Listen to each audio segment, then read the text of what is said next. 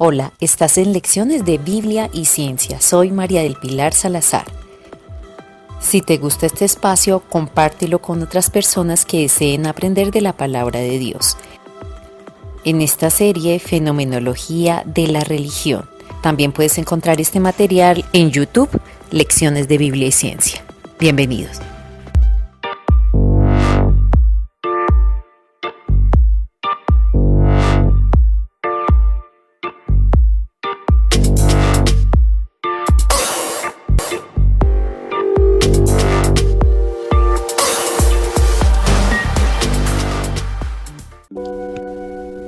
Configuraciones del misterio, el politeísmo. Las configuraciones del misterio son diversas representaciones de la realidad misteriosa elaboradas y utilizadas por el hombre a lo largo de la historia en las diversas religiones. Veamos la segunda configuración denominada politeísmo. El politeísmo, aunque nos parezca extraño, es un verdadero teísmo. Es una forma de religiosidad que se refiere a una realidad dotada de los rasgos propios de lo divino, representada por una multitud de figuras que encarnan la condición divina propia de esa realidad.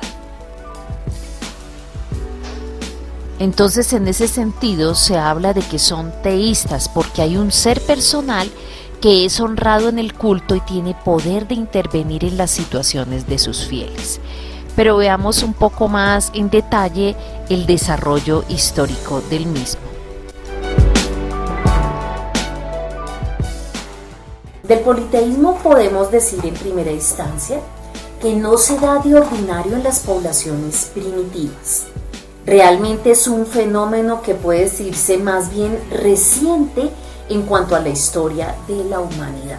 El politeísmo es característico de culturas como la japonesa, en la India, en Irán, en el Medio Oriente, excepto hebreos, y Egipto, en Grecia, en Roma, los romanos y obviamente todas las culturas precolombinas, entre ellas los aztecas y los mayas, todos ellos son politeístas.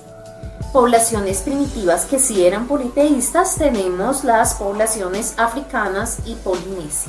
Este politeísmo es muy dado en organizaciones que son socialmente complejas y dentro de esas características podemos observar que por lo general son culturas que tienen muchas diferencias de clases o lo que se llama una pluralidad de figuras, porque pues tienen varios puntos y obviamente el politeísmo les permite tener un dios para cada una de esas esferas.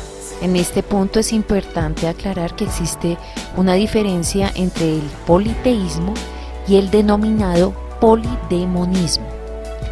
Este polidemonismo es una representación de la potencia no propiamente religiosa, en la que aparece un verdadero pandaemonium, que son una clase de figuras del poder sin contornos precisos y arbitrariamente activas. Es algo así como una masa indistinta y anónima de potencias. Los dioses del politeísmo son conceptualmente verdaderos dioses, no son símbolos, sino que tienen un nombre propio, una figura concreta, una función precisa. De hecho, eso es lo que da origen a lo que se conoce como, por ejemplo, un panteón. Y en este tipo de figuras politeístas, las divinidades están representadas especialmente con lo que son formas de la naturaleza, todo lo que tiene que ver con el mundo vegetal, con el universo, con los astros y con el mundo animal.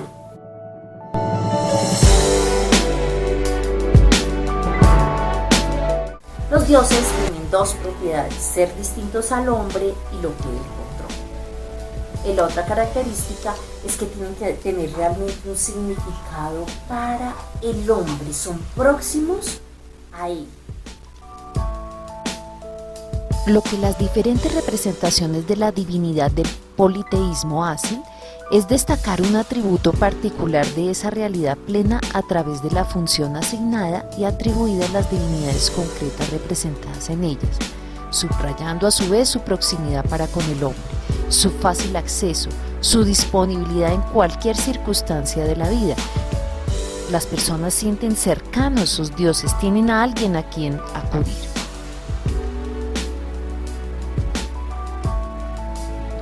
En cuanto al origen del politeísmo, no hay una respuesta absoluta. Se debate si es un punto intermedio entre las etapas inferiores de configuración de potencia, entre ellas magia, animismo y polidemonismo, y la etapa que se considera superior, que es el monoteísmo. Entonces no se sabe si es simplemente en la mitad de ellas o en realidad es una degeneración del monoteísmo primitivo. Muchos apuntan a esta última opción. De todas formas, dejando esas discusiones del origen, podemos decir que el politeísmo sí tiene un valor religioso como configuración del misterio.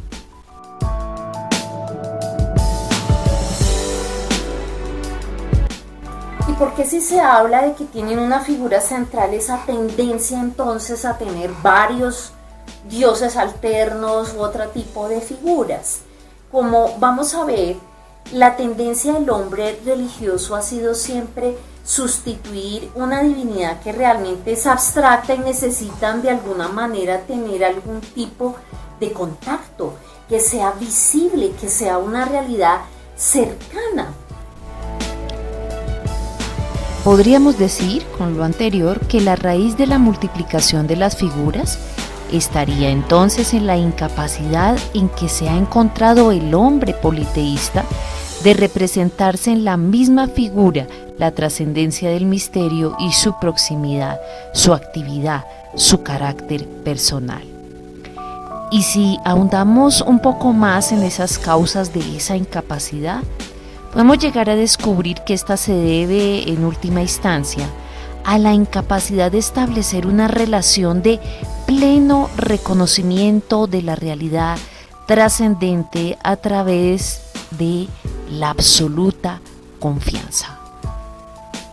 Adicionalmente, en la multiplicación de figuras de la potencia y en la representación cercana y palpable para el hombre, no es difícil descubrir el deseo humano de influir en alguna manera sobre esa divinidad trascendente y ponerla a su servicio, aunque pues no por el medio mágico sino religioso, pero de todas formas es como un buscar cómo hacerle más accesible al hombre, a sus ruegos, a sus necesidades concretas. Es por eso que requieren de figuras, no un absoluto. El ser humano se relaciona como persona y necesita esa comunicación con algo que lo haga sentirse cercano, con confianza.